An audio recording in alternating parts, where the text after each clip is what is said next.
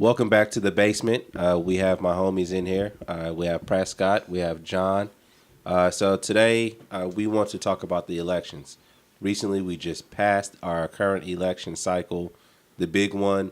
All of them are big, but we had this one with the presidential elections. And so while we are not going to focus on talking about the winner of the election per se, we kind of want to talk about and share our feelings on the actual election. I guess I'll take a stab at it. I was saddened by the results. I'm not even gonna say saddened. I think part of me kind of expected that to happen, but I was surprised that we allowed Trump to get in office, and we being not a lot of people that were publicly outcrying and expressed their concern did not.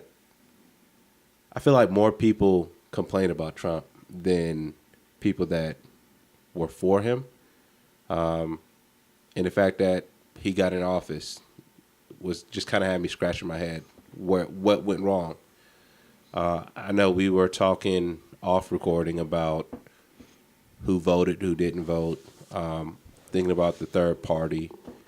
But I feel, and so with all that being said, I do feel like if you didn't vote for Clinton in this situation and you voted for a third party candidate, that while I do believe everybody has a right to vote, that was a vote that did hurt. A vote not for Clinton was a vote for Trump, in my opinion. Also, if you decided not to vote, that was a vote that hurt as well. That's kind of my thoughts. Jump in. Yeah, I guess this is Prescott, by the way. I guess my biggest problem I had with it is a lot of people that I heard that either maybe voted for a third party or didn't vote.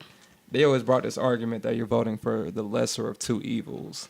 And so, I mean, I'm a logical guy. I mean, math and science. I'm an engineer, and when you say the lesser of two evils, one is still greater than the other.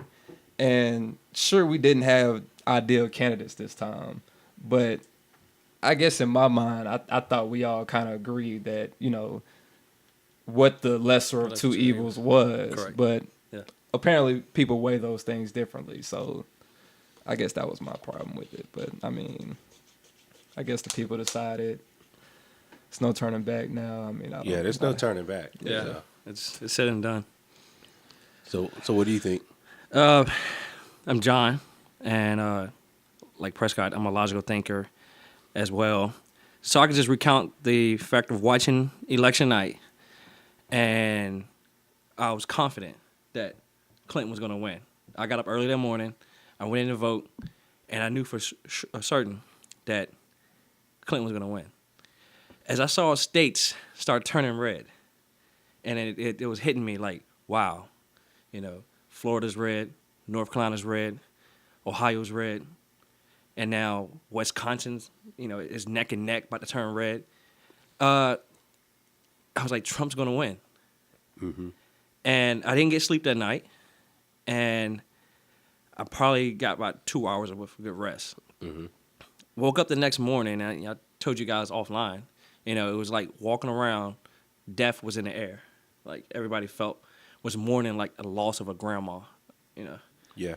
And I didn't know how to understand it, didn't know how to rationalize it out and what to think of it, that we had elected a guy, had no prior experience in public service or any type of politics at all, and he beat a woman with 40 years of experience. And because, he's supposedly anti-establishment, something different what everybody was talking about. The voter turnout, I think third party had, some issues. If you look in Florida, if those people would have voted Clinton, she would have won Florida. So, I mean, that's pretty much how I feel about it. Definitely devastating. And I didn't know how to swallow that pill, and I still can't. Like, No, it's a hard It's a pill to pill, man. swallow. I mean, you wake up every day like, is know, this person really in office? yeah, this guy's it's going to be in office. I mean, we can't get through the news with this drama with President-elect Trump Yeah, picking his tweeting and picking his cabinet. yeah. So I think hopefully he kind of needs to mature, and it's sad to say that about a 70-year-old man who's the president of the world, but Correct. hopefully he matures differently. I agree with some of the things that we heard that we have to give him a chance, but it is hard to say he's my president or he's our president.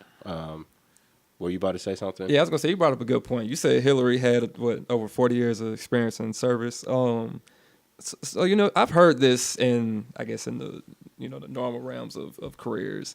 Was she overqualified? Like, do you think that was a problem? I don't know. I can't explain it. Maybe America can't accept a woman president yet. Mm-hmm. I don't know. Are we there yet? I can't answer that. I know. This is from the stories that people tell, or they say like, oh, she's still a part of the same game. It's going to be the same thing over and over again. She's just not a politician that's going to tell you certain things and get in office and lie, and not change anything, So, I mean, you heard that rhetoric in regards to Hillary Clinton. But personally, my opinion, I think it's because she's a woman. So, and that was going into a question I was going to have is that, do we feel she lost the election or she didn't get much favor in the election because she was a female or woman? Or were people really thinking that Trump was worthwhile? I err on the side of the country just wasn't ready for a woman. And I think, to answer your question, I don't know how, when you compare the two candidates, even if she was overqualified, I mean, she's been doing this. She's been in it for a while. Does she lie? Has she lied? Yeah. I mean, she has said things in the past that I have not agreed with, but Correct. I still feel that she was our best foot forward. With Trump, I felt that was our best 2 steps back. And if it comes out, or if it turns out that people did not vote for Secretary of State Clinton, then because she was a woman, I mean, I think that's really unfortunate. But I do feel like there's a lot of people in this world, a lot of men and even women, that are fearful, don't think that a woman could be a president and have the wherewithal.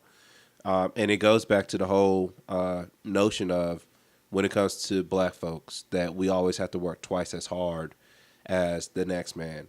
However, even for a woman, they have to work twice as hard. And even in the case of Secretary of State Clinton, her track record has proven herself capable of such leadership.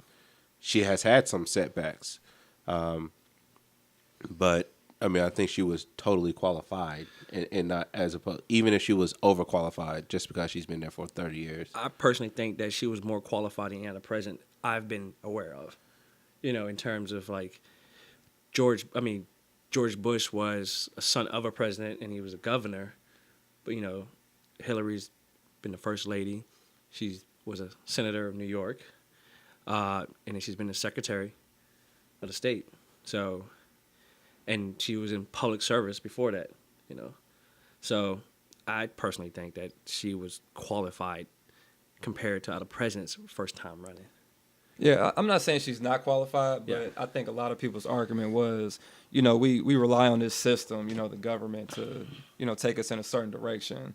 And if, the last however many years it hadn't gone where we like, she might be qualified, but, can we really trust that she's going to navigate us in the right direction?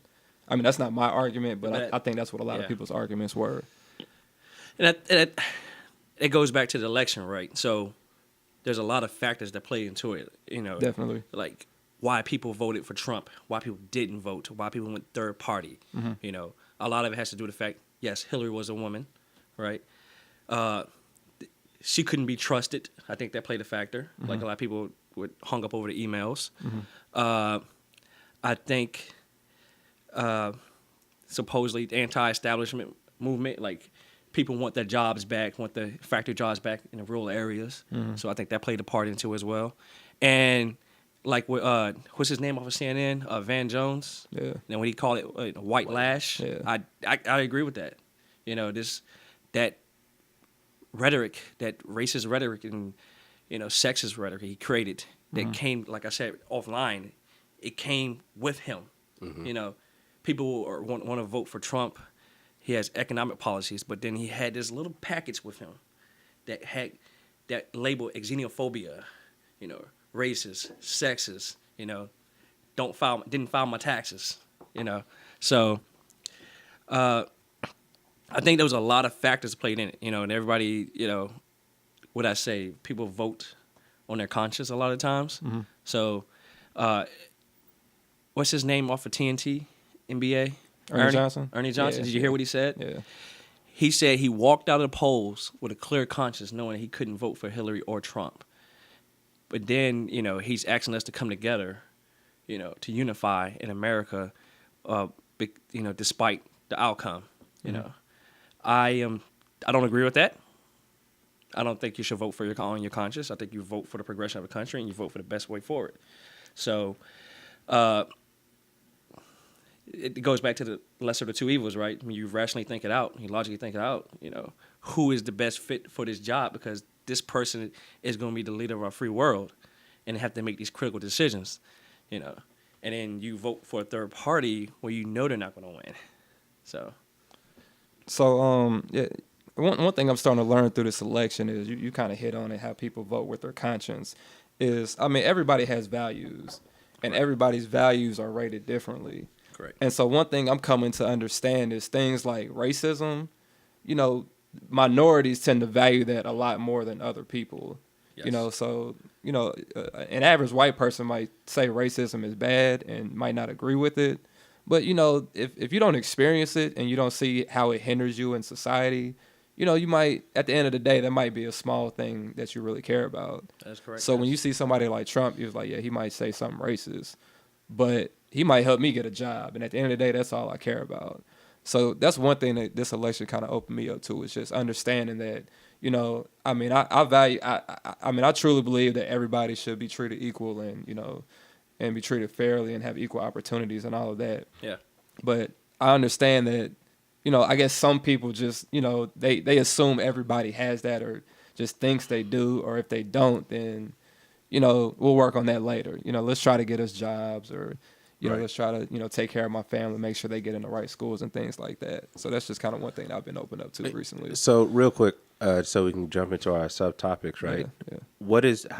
How do we feel personally about the notion of, well, I couldn't go with Trump, or I couldn't go with Clinton, I couldn't go with anybody on a third party candidate, so I'm gonna do a write-in, right? I mean, that's in their right. In the case of Ernie Johnson, he voted for John Kasich. Yeah. And he wrote somebody's name in. Just like somebody, I can't go for Clinton and I can't go for Trump, so I'm gonna go with the third party. Like, do you?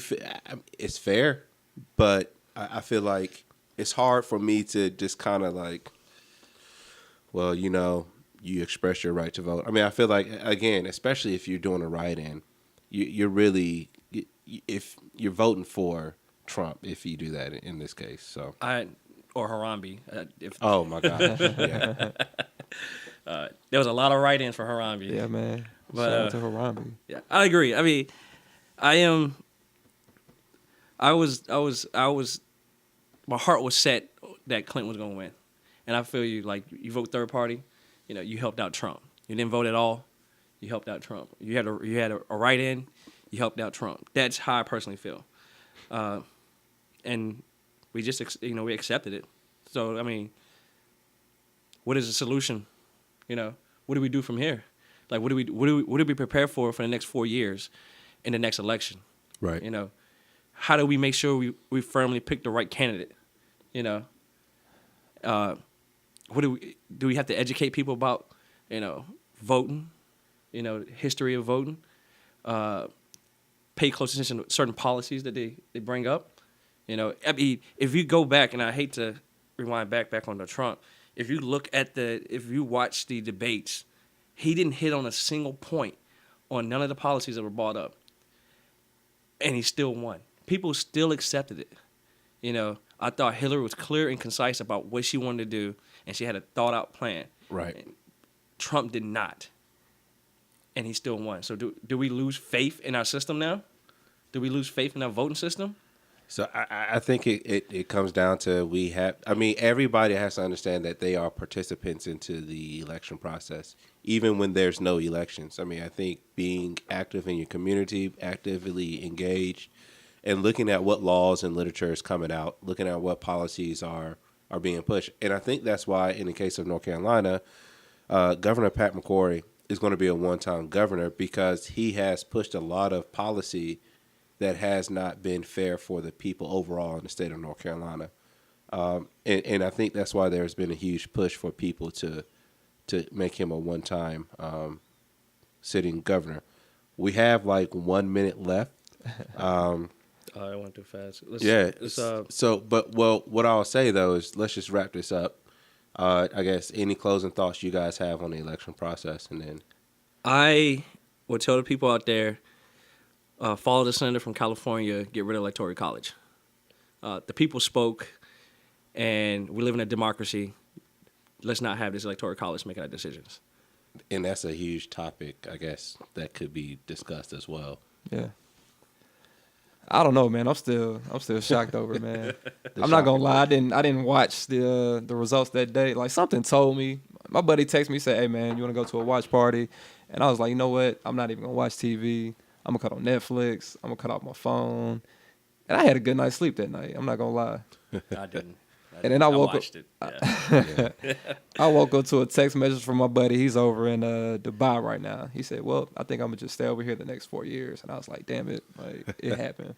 That's reality. That is reality. I mean, so I think one thing, if anybody can take anything away from this, is just be active in the process and try your best. Vote for not only yourself, but what's going to be the greater good for America. And so hopefully next time we have an election system that people will be a little bit more engaged and active. Appreciate you guys for blessing me with this topic and sharing the podcast session. Definitely. Glad I could be here, man. Again, this is The Basement, sitting here with John Prescott, and we're going to have some more for you. Oh, man, sure. All right. Peace.